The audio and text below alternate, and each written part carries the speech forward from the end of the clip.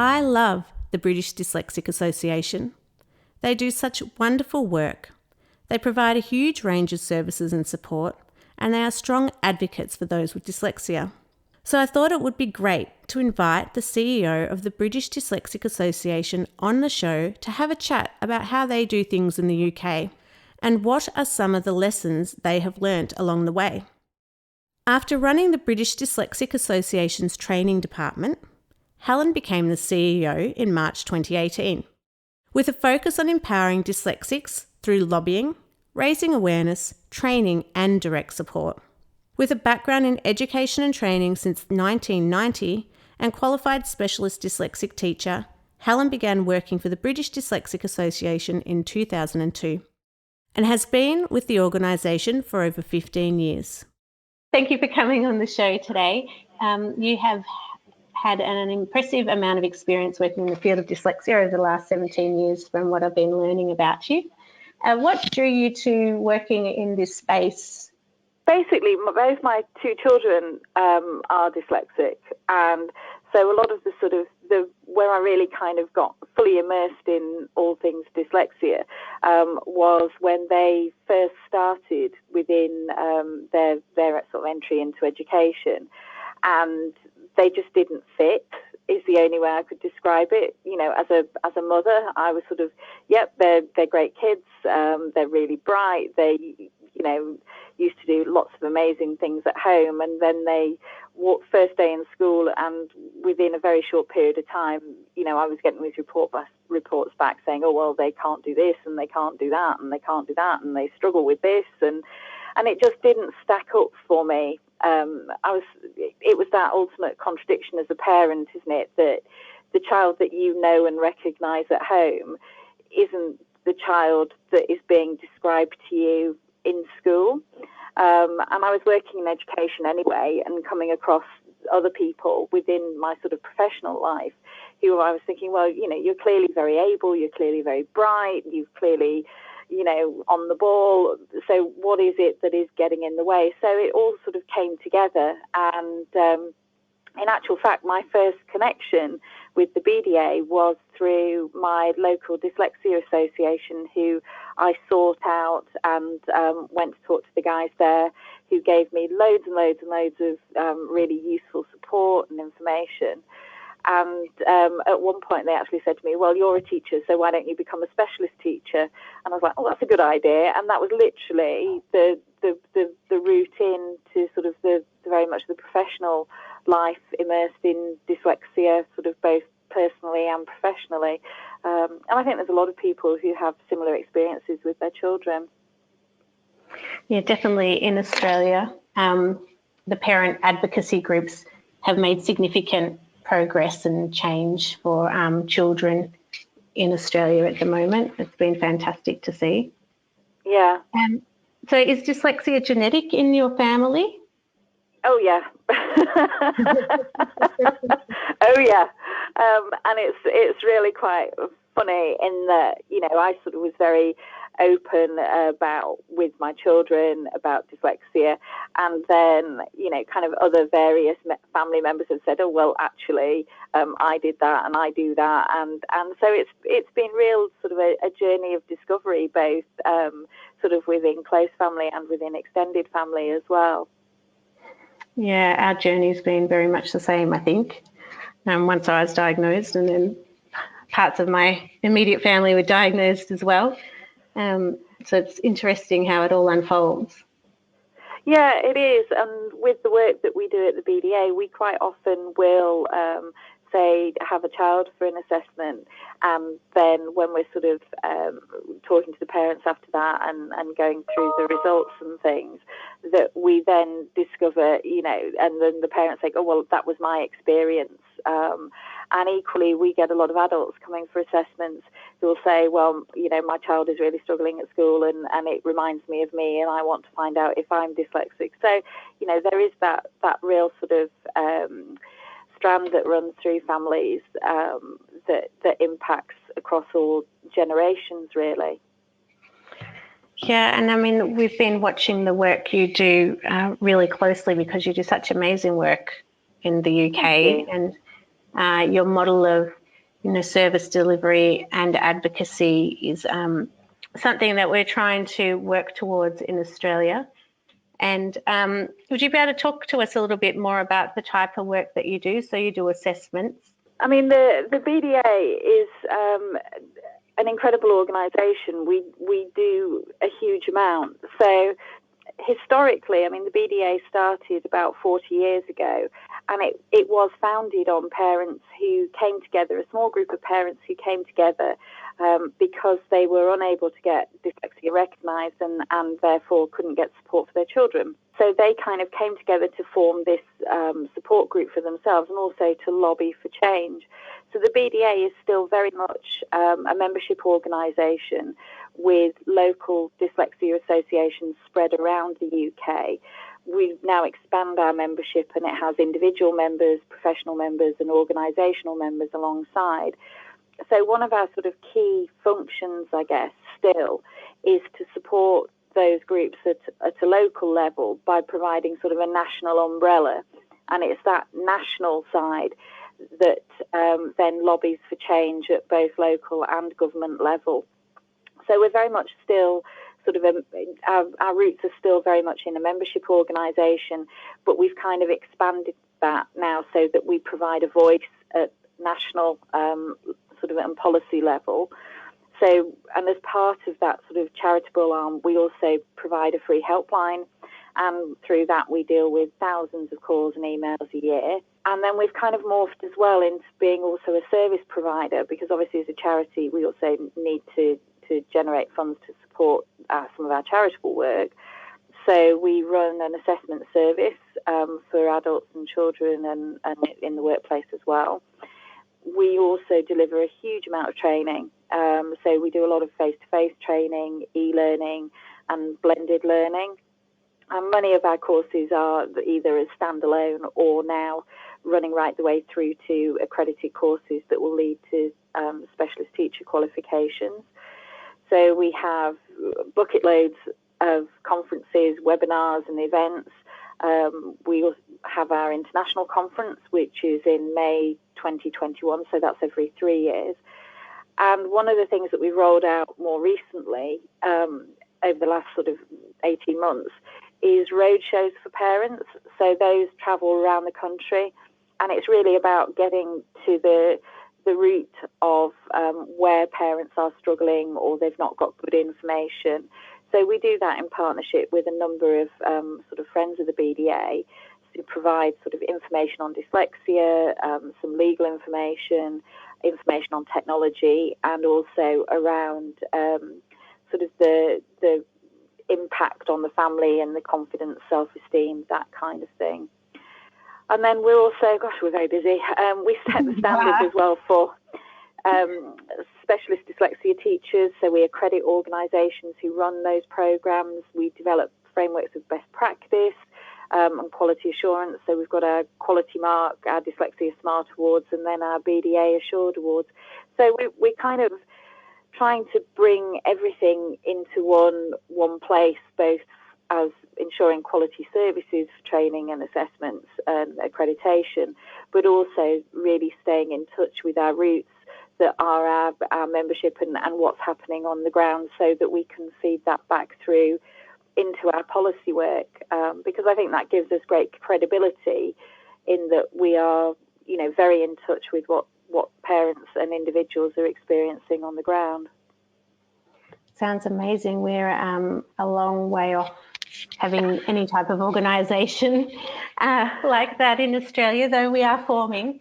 Yeah, and I think it's a bit mad, really. I think for a relatively small charity, we do a huge amount, and we work with some really great partners and people who support our work, be that volunteers right the way through to other organisations that provide products and things.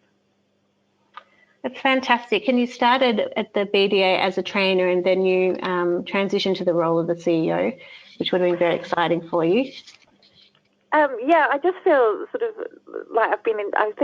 If you cut me in half, I think I'd have BDA written right the way through me. Actually, my first job at the BDA, which is a long, long time ago, was doing an action research project with young offenders, and then another one with long-term unemployed. BDA and the training and developing the training services and building that really alongside the chair at the time, which was Margaret Malpas, to sort of build that from the ground up. And then we've kind of gradually extended a lot of that work now.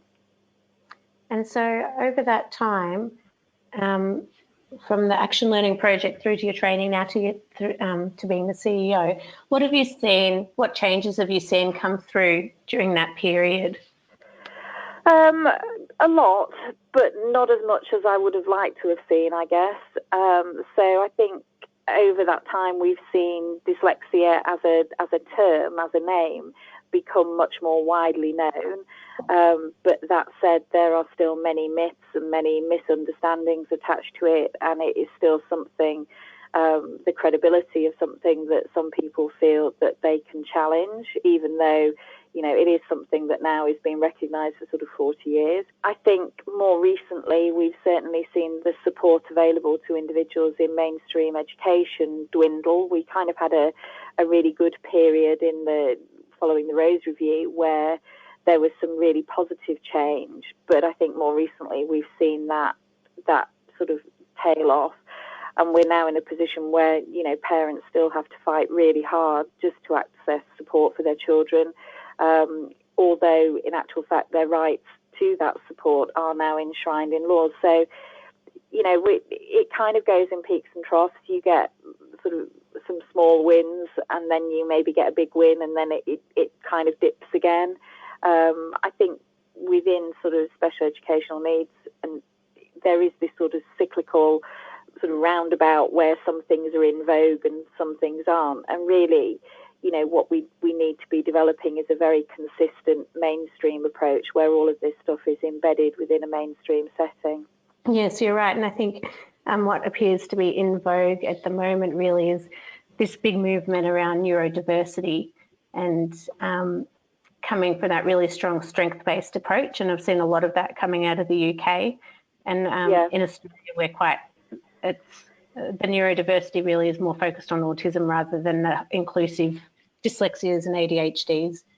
It's interesting to see what's happening over there and the shift from the medical model to more a social model of how we look at and work with people that have the neurodiverse. Have you seen that coming through?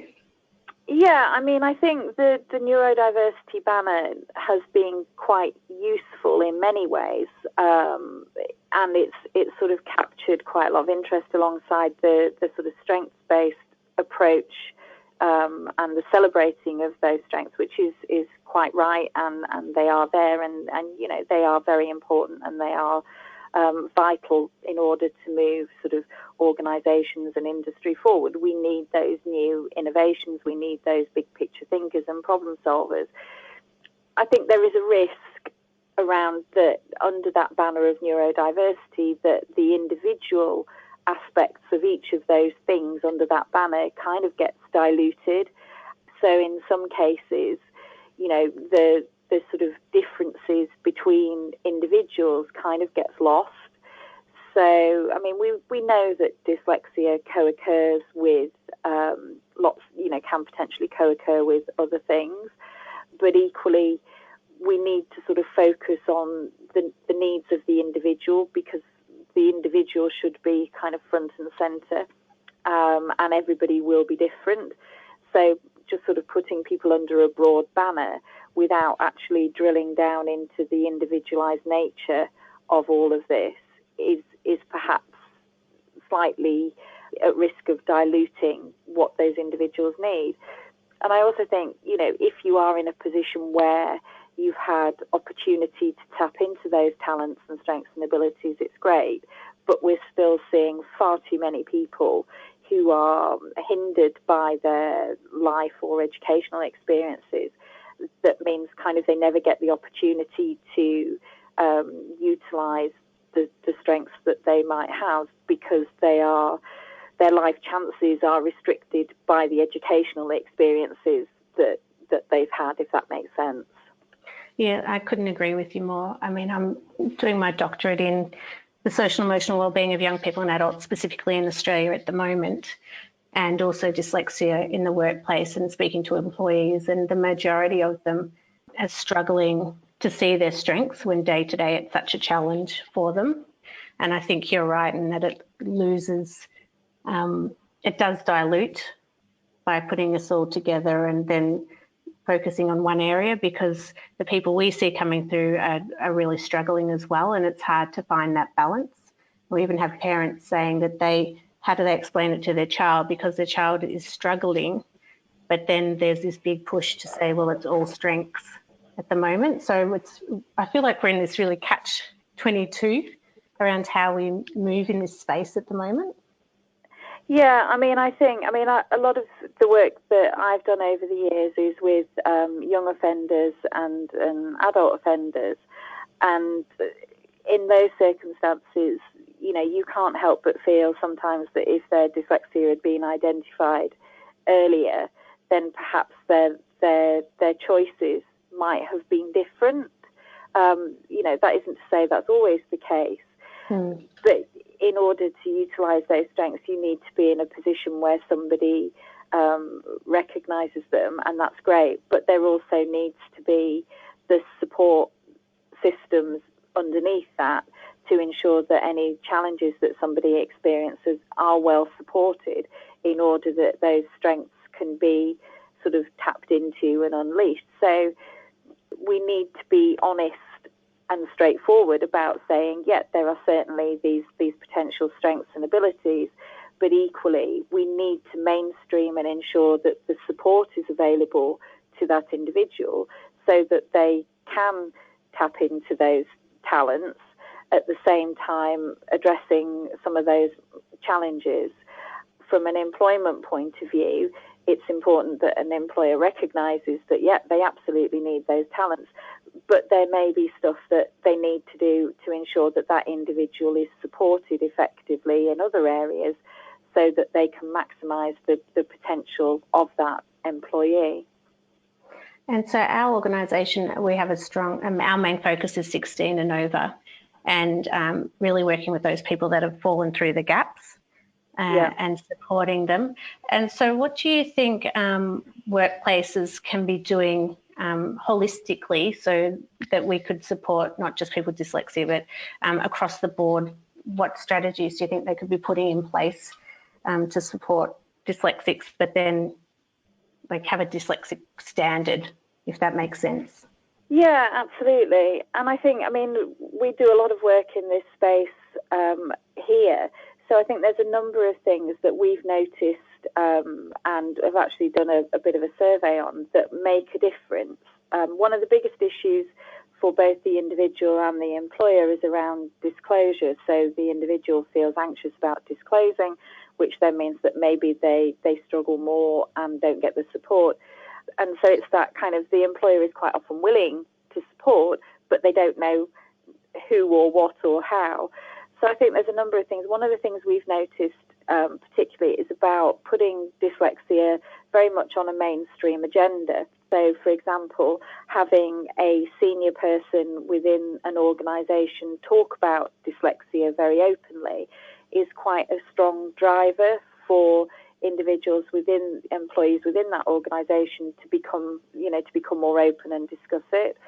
We also see things like the formation of dyslexia networks within an organisation being a really positive force for change. So where individuals set up a peer support network, they can actually very much drive that agenda from within. But those networks are far more effective when they've got somebody at the top sort of lending their name and their strength to it. And what we then see is that dyslexia just becomes part and parcel of the mainstream of that organisation, just as other issues such as gender or race, whatever else is. It just becomes part of their recognised processes, and it becomes much more mainstream. So what we developed more recently was a Dyslexia Smart Award for organisations. So what that asks them to do is some really simple steps around identifying a key person to take the lead on it, having a training event, having an event just within the organisation for Awareness Week, and putting information on their mainstream systems, so such as on their intranet or in appraisal documents or in induction documents.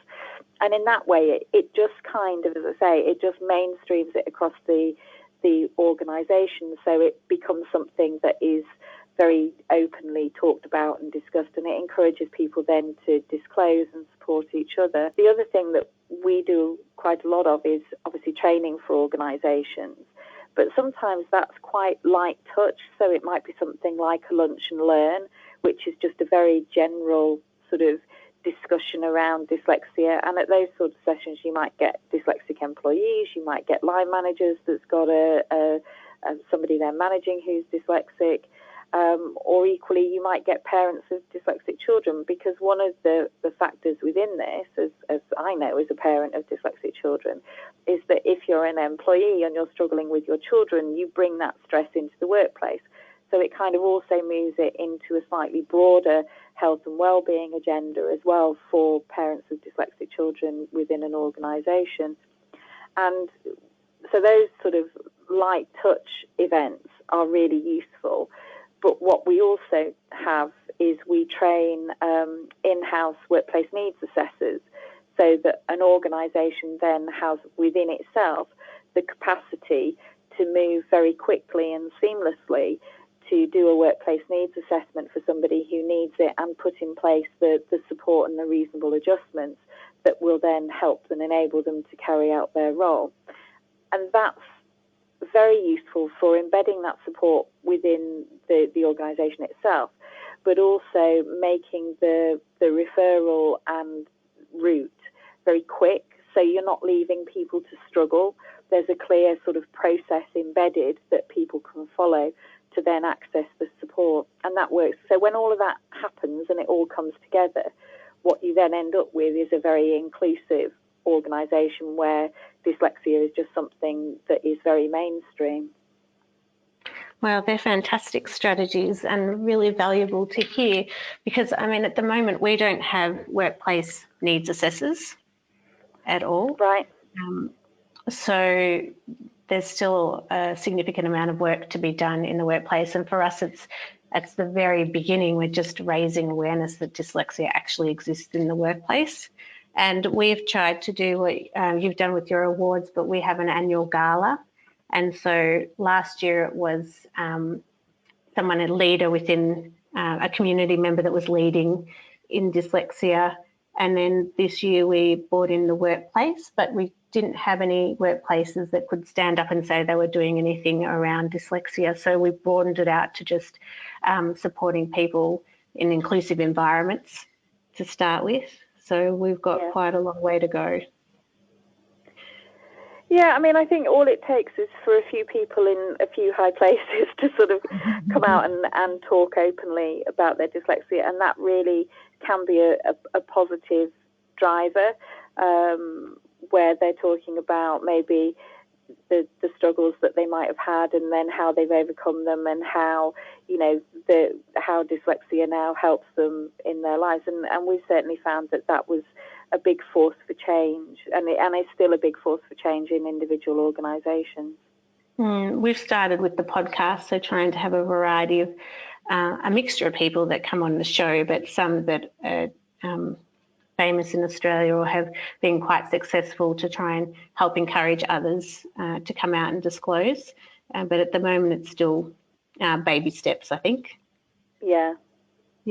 Well, So, we're still a work in progress. I wish I could say we've cracked it, but we certainly haven't. So it's still very much a work in progress. But we kind of, at least, you know, are making progress, and we see some really, really positive steps and some really good work.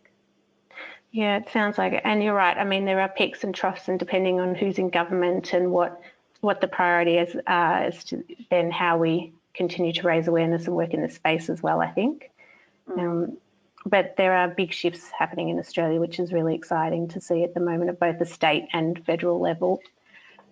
So speaking of shifts, so over the last couple of years, have you seen a lot of policy change, or what do you think have been some of the enablers or barriers to moving forward? I think at the moment, there are significant issues with the sort of educational environment and the sort of focus on policy within education. So I think we still have a huge amount to do around developing better support in the schools and making a fast and sort of seamless route to diagnosis and support. We kind of know that that's the thing that changes lives for the better and also yields long-term results for individuals in terms of improved life chances and things. I mean, one of the biggest challenges that we've had in education at the moment has been lack of funding, and we hope that that might change. Obviously, it's dependent on the current government to decide how they want to fund education and what they want to fund. But I certainly think in my role, I meet great people who are doing great and amazing things. I think one of the biggest challenges in the dyslexia space is around bringing, everybody together and speaking in a united voice. And I think that also includes sort of grassroots, from developing that grassroots support. I think sometimes parents feel very disempowered and very isolated. So I think one of the important things is actually, and dyslexic individuals themselves, to bring all of those people together, because actually that is a huge and significant number of people.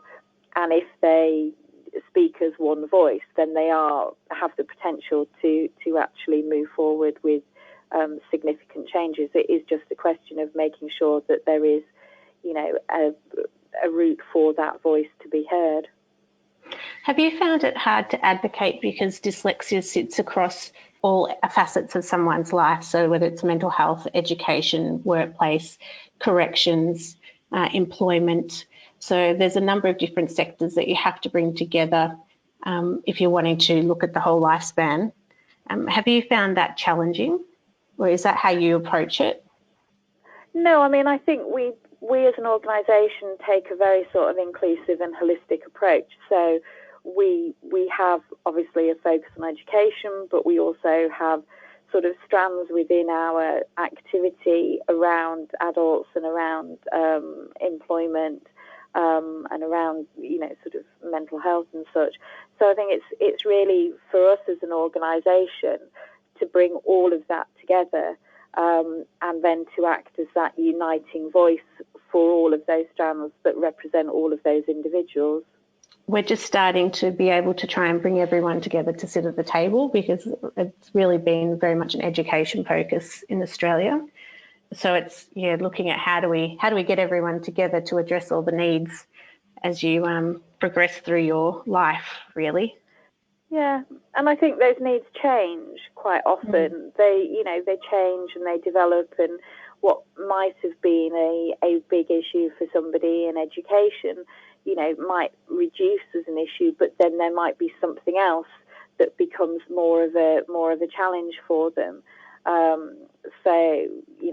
For example, if somebody struggles with the literacy side, yet when they get into the workplace, there's a lot of assistive tech that they can use, but equally they might find that they then have challenges around managing their workload or work stress. So I think the underpinning challenges associated with dyslexia are always there. They just change shape a little bit as somebody progresses through their life, and I think they're impacted by not just the challenge, but also the environment, the individual, their life experiences, and so much more. And I think that is always going to be a challenge with dyslexia, is that you can't just point at one thing and say that's what it is. It is a whole raft of different things that manifest in a whole range of different ways and are entirely dependent on the individual at the centre of it all.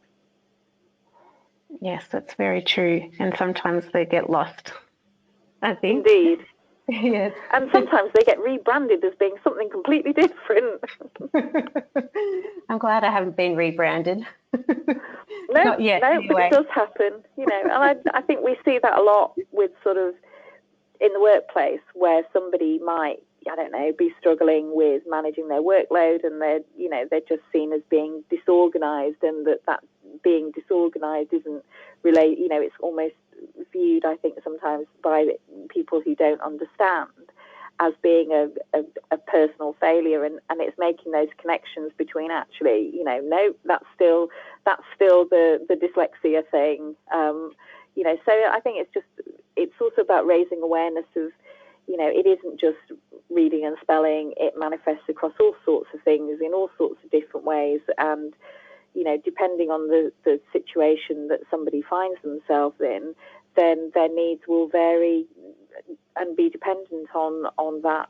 So where do you think we should be focusing our attention over the next 5 years, considering the movements that are occurring across the world around neurodiversity and what we're just talking about, that, over the lifespan, things change for you as a country, but also, strategically, internationally, what do you think we should be focusing our attention on? Oh, gosh, I don't. It's a difficult one, isn't it? Early morning.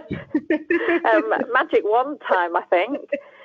I mean, for us over here, our focus is very much now on ensuring that the support that people need is embedded within mainstream education. For one, that's our first thing. So we are looking and campaigning around having a specialist teacher in every school, because we know that early identification, early support, early intervention provides people with the best opportunities for success, and then sort of improves those life chances. But I also think there is another element to that of those people who are now out of education, around raising awareness across all sectors of society, literally across all sectors of society, including employment, as general awareness raising, in order to get dyslexia well and truly on the agenda, and to get people talking about it. And it's only when people start talking about it that we will recognise more fully the benefits as well as the challenges, and that we start to move towards actually embedding that support within all of our systems, be it within, education, offending, social sort of deprivation, mental health and well-being, and, access to employment, and also progression and success within employment. And that sounds like an ideal world, really, doesn't it? Yeah, I'm always the optimist, you see. I still get out of bed every morning going, right, today we're going to change the world. And yes. it's just one baby step at a time, I think. And but we're all very passionate about what we do, and that's why we do it. And we recognise that what we do is massively important, and it impacts on a very large number of the population. So, when we lose that passion, then it's probably time to step out of the agenda, but I think we're a long way off that yet. Do you think there's anything from an international perspective that we could be doing to continue raising awareness and improving the outcomes for people? I think sort of, if from your side, I think, the BDA would love to support you, and in whatever way we can. And I think you can certainly maybe learn from some of the mistakes that we've made over the years, and we are always happy to share what we've learned and what we've produced with anybody else. So we've been around, the BDA's been around now for 40 odd years. And we've, certainly had lots of peaks and troughs, and learnt from stuff along the way. So I think, learning from what other people are doing and what other people have done and sharing all of those experiences sort of internationally is the way forward. And then I think, it saves a lot of time and effort in reinventing the wheel to actually tap into the expertise that already exists. Yeah, you're very right, and I've really appreciated the opportunity to talk CEO to CEO around. It's my pleasure. I'm happy to talk to anybody. Yeah, it's been really valuable, and I think our listeners will really appreciate you spending some time with me this evening, your morning, talking about all things dyslexia, and also sharing some of your personal experiences as well. Thank you for that. I really appreciate it. Before we finish, is there anything else you'd like to add? No, I mean, I'm just, thrilled that you are doing what you're doing over there, and I wish you absolutely every success with it. And if we can support your endeavours in any way, then I'd be absolutely thrilled to do so. Thank you so much. And my pleasure. We look forward to talking to you again. To find out more about all the great work that the British Dyslexic Association does, head to their website at bda.co.uk. Further information can also be found through the Dear Dyslexic website. If you haven't already done so yet, make sure you sign up to our mailing list so you can keep up to date with everything we do at the Foundation. Head to deardyslexic.com. And don't forget, if there is anything you have heard today that was distressing, please call Beyond Blue on 1300 22 46 36 or Lifeline on 13 11 14. If there is a topic you would like discussed on the show, please email us admin@deardyslexic.com. I hope you've enjoyed today. Bye for now.